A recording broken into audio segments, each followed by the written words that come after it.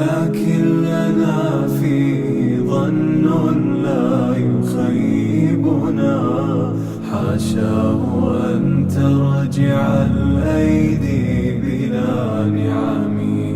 كم جاد من فضله قبل السؤال، وكم أعطى وأغنى بمحض الجود والكرم. الله يعلم ما نشكو من الألم، وما نعاني